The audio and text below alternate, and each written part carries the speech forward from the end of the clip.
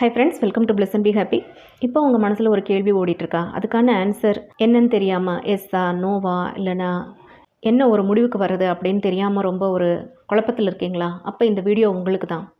ஒரு 4 deep breadth எடுத்துகிட்டு அப்படியே ரிலாக்ஸாக உங்கள் ஆன்சருக்காக வெயிட் பண்ணுங்கள்.